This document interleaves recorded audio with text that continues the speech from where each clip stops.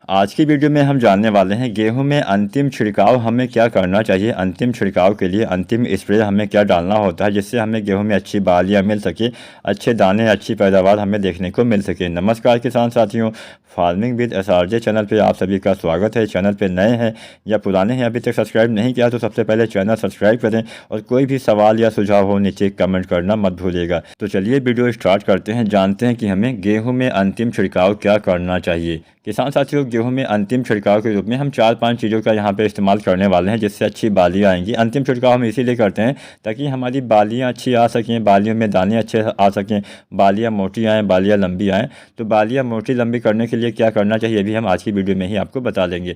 तो सबसे पहली चीज़ आपको यूज़ करनी है NPK।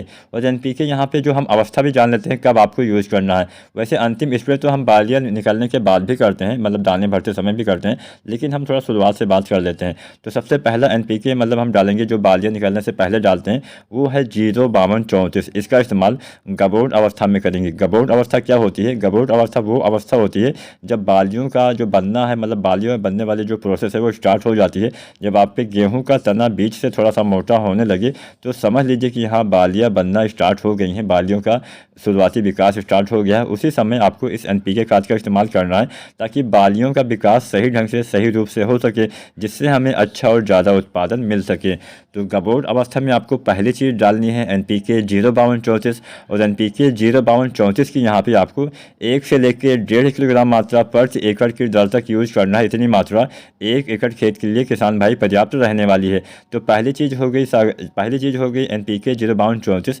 दूसरी चीज़ हम यहाँ पे यूज करेंगे बोरोन। किसान साथियों, जो बोरोन आता है उसके इस्तेमाल से बहुत बढ़िया लाभ मिलता है। NPK जो हमने बताया 05234, इसके इस्तेमाल से क्या लाभ मिलेगा ये भी हम थोड़ा बहुत चर्चा कर ही लेते हैं। NPK में जो आता है 05234, इसमें 52% फास्फोरस, 34% पोटेशियम होता है। फास्फोरस यहाँ पे आपके बालियों के निर्माण में काफ़ी हेल्प करेगा।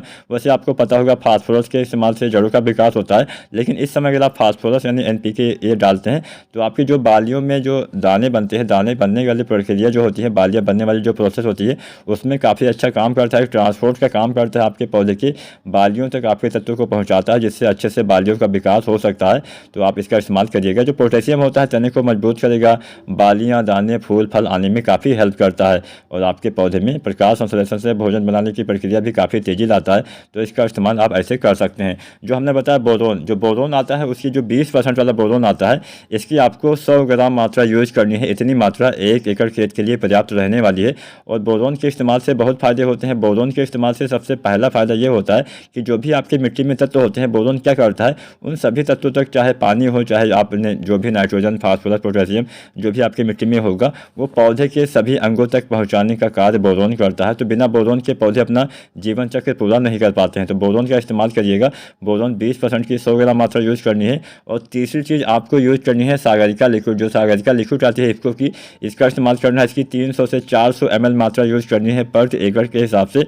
इतनी मात्रा 1 एकड़ खेत के लिए पर्याप्त रहने वाली है। अब हम जानते हैं चौथी चीज़। हम जो चौथी चीज़ आपको बताने वाले हैं उसका इस्तेमाल आपको तब करना है जब गबोट अवस्था, मतलब बालियाँ निकलने से पहले पत्तों में अगर पीलापन दिख रहा है, नाइट्रोजन की कमी आपको महसूस हो रही है, तब आपको चौथी चीज़ डालनी है, वो है यूरिया। यहाँ पे हम यूरिया का छिड़काव करेंगे। तो यहाँ पे जो दानेदार यूरिया आती है, 1 से लेकर 2 किलोग्राम मात्रा आपको यूज़ करना है प्रति एकड़ के हिसाब से। और यूरिया तभी डालिएगा जब नाइट्रोजन की कमी हो। अगर नाइट्रोजन की कमी नहीं है तो यूरिया खाद का आपको छिड़काव नहीं करना, क्योंकि 05234 में तो नाइट्रोजन होता नहीं है। इसलिए हम अलग से 1 या 2 किलोग्राम यूरिया डालेंगे।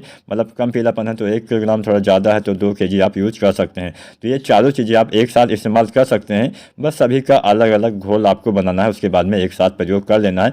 बहुत बढ़िया लाभ देखने को मिलेगा। बालियों की लंबाई बढ़ेगी, बालियों की मोटाई बढ़ेगी, बालियों में दानों की संख्या में वृद्धि होगी। कई बार आपने देखा होगा हमारे दाने काफ़ी पतले रह जाते हैं, कमज़ोर रह जाते हैं। तो ये समस्या इस बार नहीं आएगी अगर आप इस NPK का इस्तेमाल करते हैं। साथ में जो हमने चीज़ें बताई हैं उसका इस्तेमाल अगर आप करते हैं।